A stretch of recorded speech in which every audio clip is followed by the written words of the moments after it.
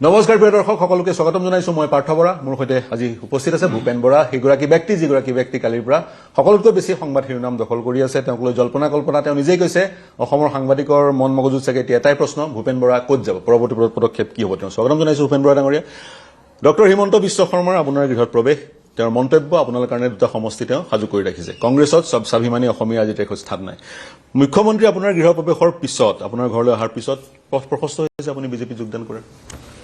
Sir প্ৰথম কথা কংগ্ৰেসে মোৰ কাৰণে দৰজাখন খোলা ৰাখিছে নে বন্ধ কৰিছে মই পদত্যাগ কৰিছো ইয়াৰ আগতেও মই এবাৰ পদত্যাগ কৰিছিলোঁ হয় বিৰোধী ঐক্য মঞ্চৰ পৰা হয় তেতিয়া দলে মোক কোনো যোগাযোগ নকৰিলে বিষয়টো একেবাৰে গুৰুত্বহীন কৰিলে এতিয়া যিটো বিষয়ৰ কাৰণে দল হাহাকাৰ কৰিবলৈ লাগি আছে হয় এলায়েন্স কিন্তু মই সেইটো গঢ়ি দিছিলোঁ মোক পদত্যাগ কৰিবলৈ বাধ্য কৰা হ'ল কিন্তু মোৰ পদত্যাগ পত্ৰ গ্ৰহণ কৰিলে এতিয়া মই পদত্যাগ কৰিছোঁ কালি কৈছে পদত্যাগ গ্ৰহণ কৰা নাই তেতিয়া মই কৈছোঁ এইকেইটা কথা মোক উত্তৰ লাগে হয় মোক কৈ দিলেই হ'ল যে এপিচিচি নে এপিচিচি আৰ আৰু সেইটো মই কৈছোঁ মোক দেৱব্ৰত শইকীয়া ডাঙৰীয়া আৰু প্ৰদূৰ বড়ো ডাঙৰীয়াৰ মুখেদি কোৱাই দিয়ক যে this is not APCC R this is APCC মই এপিচিচি কৰিম এপিচিচি অফিচলৈ যাম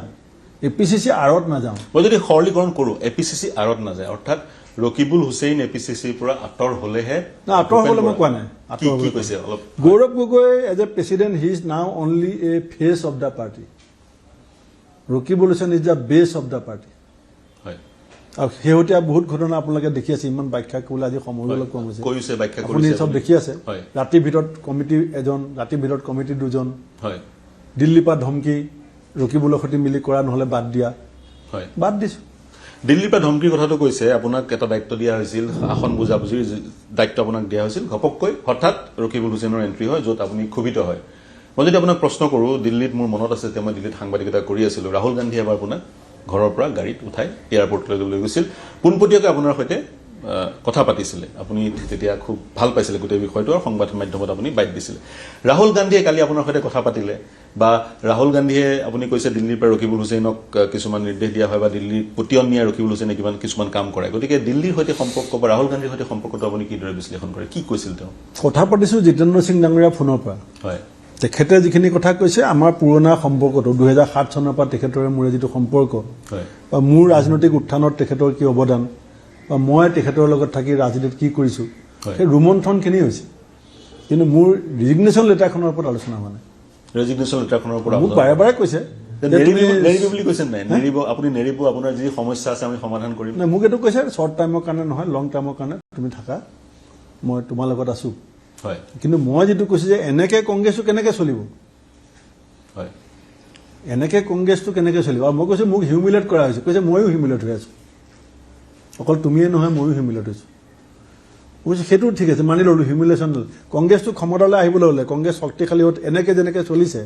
এইটোতো নহ'ব ছাৰ অসমততো এনেকৈ ৰাইজে কি ভাল পায় ৰাইজে কেনেকৈ দলটো চলাটো বিচাৰে ৰাইজে কোন আগৰ শাৰীত থকাটো বিচাৰে কোন পিছৰ শাৰীত থকাটো বিচাৰে এইটো যদি দলটোৱে নুবুজে কোন ক'লে গ'লে ভাল হ'ব কোন ক'লে নগ'লে ভাল হ'ব কোন কিটো কথা আমি ডক্টৰ ভূপেন হাজৰিকাই কৈছিলে যে অসমীয়া মানুহে কেতিয়া হাঁহিব লাগে ভালকৈ নাজানে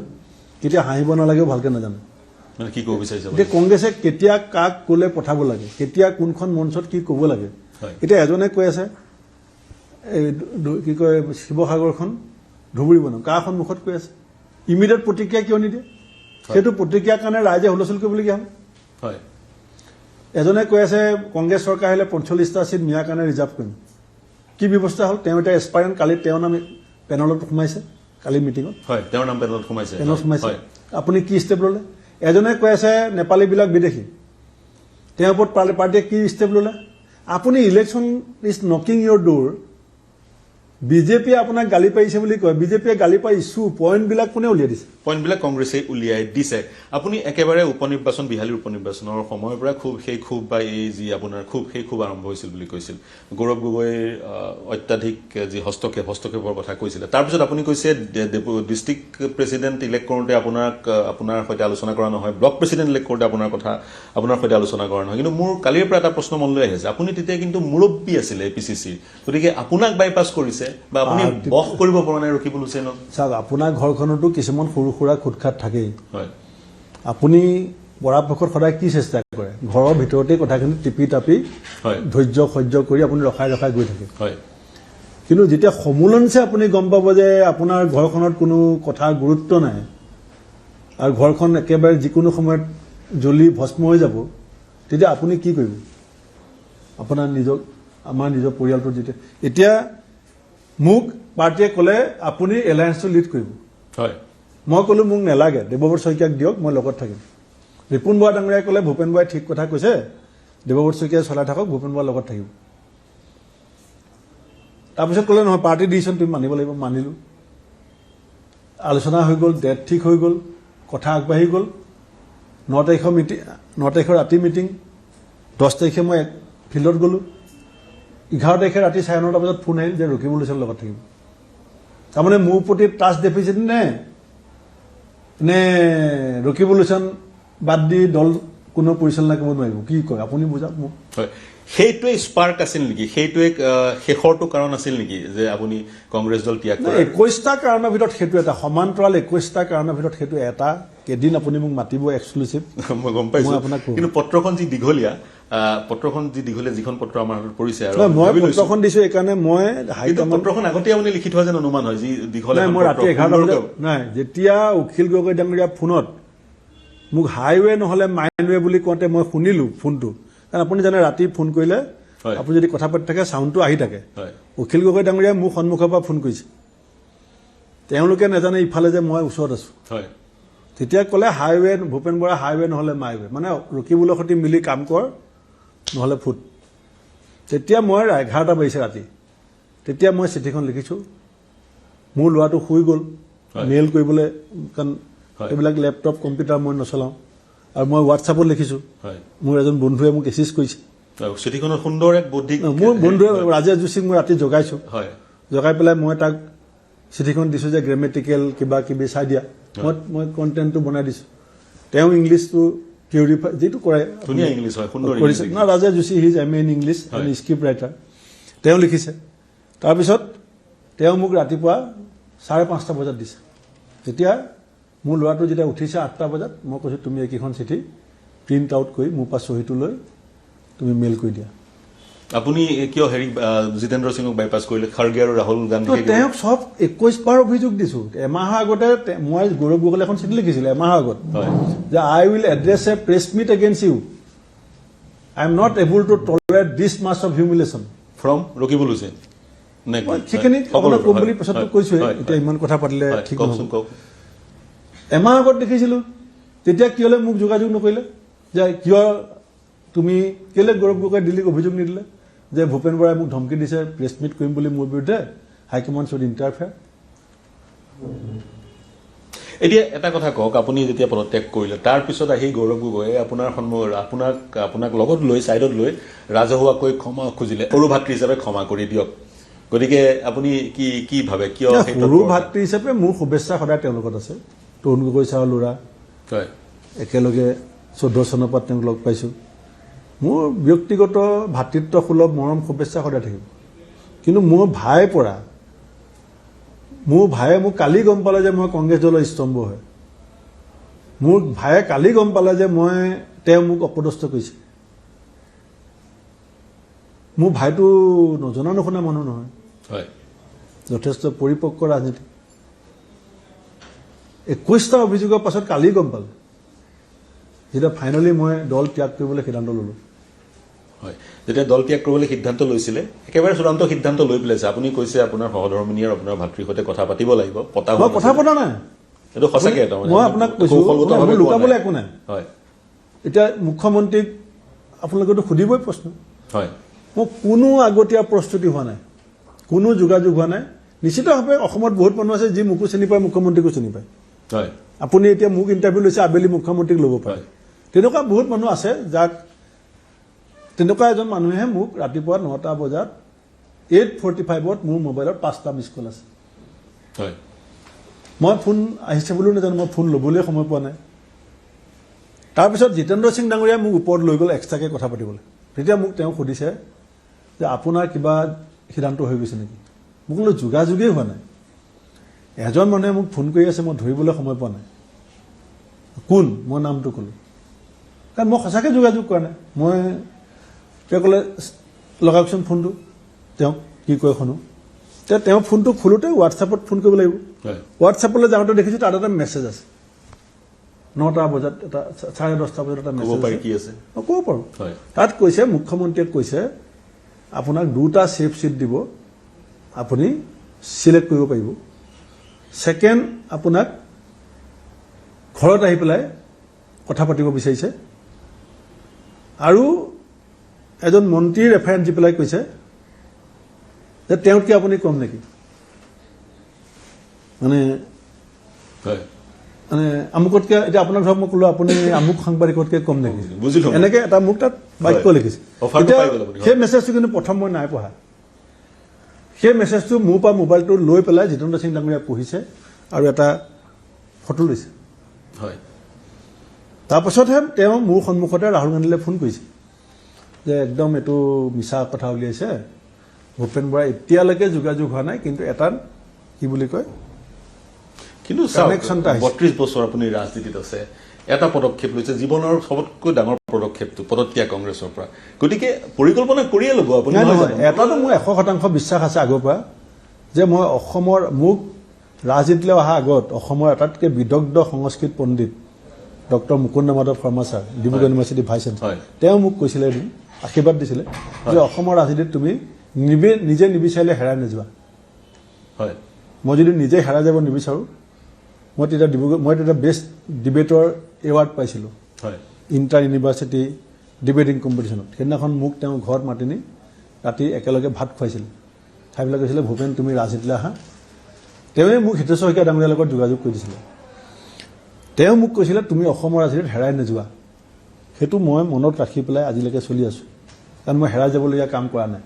আৰু মোৰ এইটো বিশ্বাস আছিলে যে মই যদি পদত্যাগ কৰোঁ কংগ্ৰেছে যদি মোক ঘূৰাই নলয় এক্সট্ৰিম কি হ'ব মই ইলেকশ্যন খেলিব নালাগিব একদম যদি এক্সট্ৰিম হয় যে মোৰ একদম ৰাস্তা দৰ্জা খিৰিকী ভেণ্টিলেটৰ চব বন্ধ তেতিয়া কি হ'বনো মই 26ৰ এছেম্বলি ইলেকশ্যন নেখেলিলে হয়। নেখেলিলোঁ হয় হয়। তাতকেতো একো নহয় এতিয়াতো অসমত এতিয়া আপুনি কি অসমৰ কাৰণে লাগি থকা নাই নেকি হয় নিৰ্বাচন নেখেলিলেও কিন্তু অসমৰ মোৰ লাগি থাকিব এইটো পাৰে। লগতে এইটোও বিশ্বাস আছিলে হয়। যে মোক নিশ্চয় হয় কোনোবাই বিচাৰিব আৰু মোক বিচাৰিছে অকল কি চিফ মিনিষ্টাৰে কৈছে নেকি মোক আম আদমি পাৰ্টিৰ পৰা যোগাযোগ কৰিছে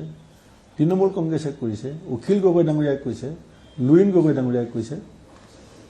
আৰু কোনোবাই কৈছে মই পাহৰিছোঁ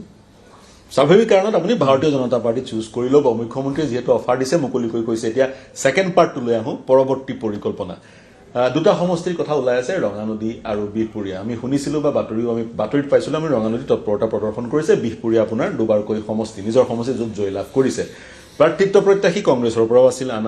বা অভিযোগ উত্থাপন হৈছিলে আপুনি যিজন আৰৰ কথা কৈছে সেই আৰে আপোনাৰ বিৰুদ্ধে আন প্ৰাৰ্থীক তাত প্ৰক্ষেপ কৰিছিল যি কি নহওক কিন্তু যিহেতু বিজেপিৰ প্ৰাৰ্থিত্ব প্ৰত্যাশী আছিলে তেনে ক্ষেত্ৰত মই ছেকেণ্ড পাৰ্টলৈ আহিছোঁ বিজেপিৰ প্ৰাৰ্থিত্ব প্ৰত্যাশী আছিলে তেনে ক্ষেত্ৰত আপুনি যদি মই পেৰাচুট লেণ্ডিং শব্দটোৱে ব্যৱহাৰ কৰিছোঁ পেৰাচুট লেণ্ডিং কৰে সেইখিনি প্ৰাৰ্থিত্ব প্ৰত্যাশীৰ খুব থাকিব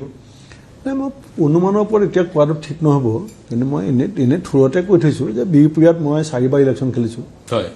একেবাৰে বিজেপিৰ ৱেভৰ সময়তো মই 50,000 ভোট পাইছোঁ হয় বিজেপিৰ 5,000 কমিছিলে মোৰ 10,000 বাঢ়িছিলে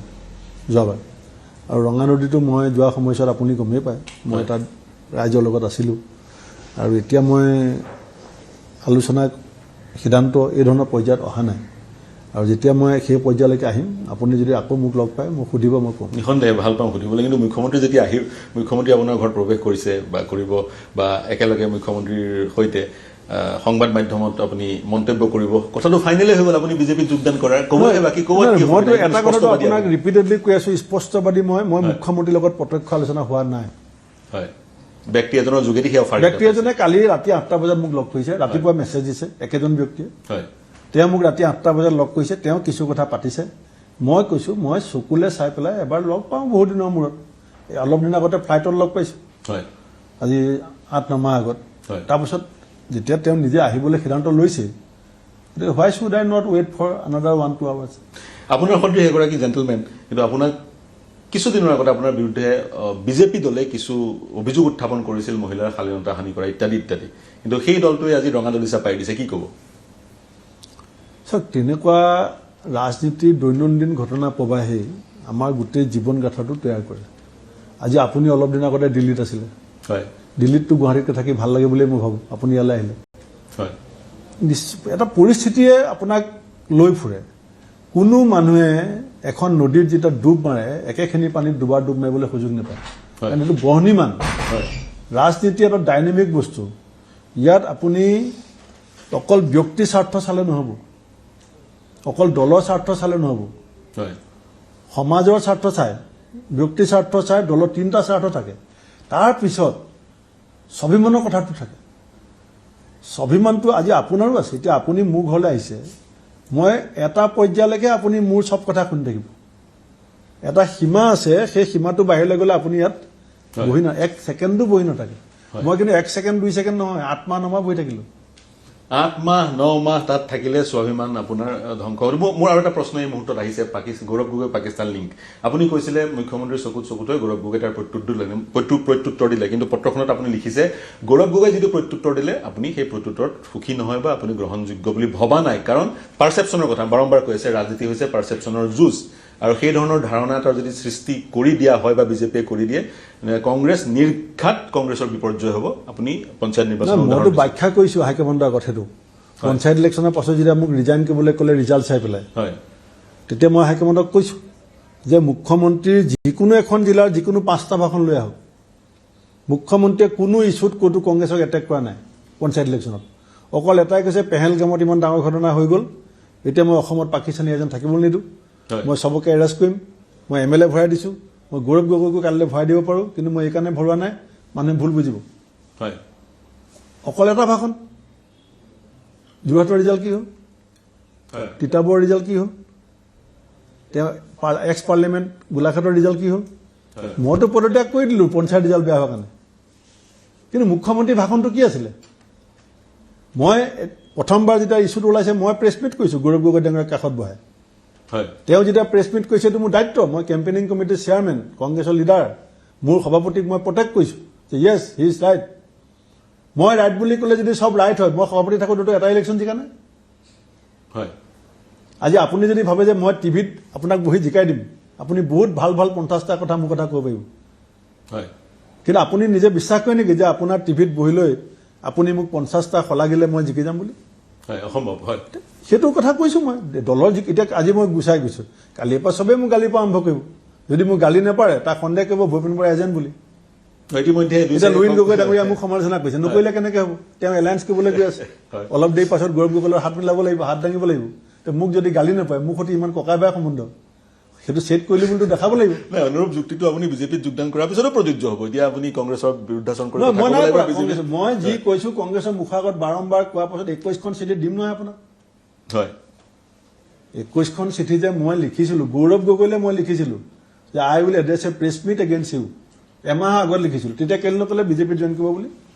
তেতিয়া তেওঁ তৎপৰতা প্ৰদৰ্শন নকৰিলে তাৰপিছত আপুনি কিন্তু কালি প্ৰেছ কনফাৰেন্সখন তাৰপিছত এলায়েন্সটো ভাঙি দিলে তেওঁলোকে বিহালীত এটা কংগ্ৰেছত মেম্বাৰশ্বিপ নোলোৱা মানুহ মেম্বাৰশ্বিপ টিকেট দি পেলাই সেই ব্যক্তিজনক টিকেট দি ভাঙিলে কিন্তু আৰু এটা কথা মই সুধিব বিচাৰিছোঁ AUDF-ক আপুনি কংগ্ৰেছৰ পৰা আঁতৰালে আপুনি বাৰম্বাৰ সেইটো ভুল বুলি কৈছে শেষৰ প্ৰশ্ন AUDF-ক কংগ্ৰেছৰ পৰা আঁতৰোৱাটো এটা প্ৰশ্ন নাই AUDF-ক আঁতৰোৱাটো মই এতিয়া অনুভৱ কৰোঁ যে মোৰ ভুল আছিলে কাৰণ AUDF-ক নাতৰোৱা হ'লে এতিয়া APCC-টো APCC হৈ থাকিলে APCC R নহয় কাৰণ AUDF-ক আঁতৰালোঁ মই 10 লাখ ভোটত জিকিলে ৰকিবুল হুছেইন এতিয়া দিল্লীয়ে ভাবে যে অসমত তেওঁৱে হৰ্তা কৰ্তা বিধতা আমি একোৱেই নহয়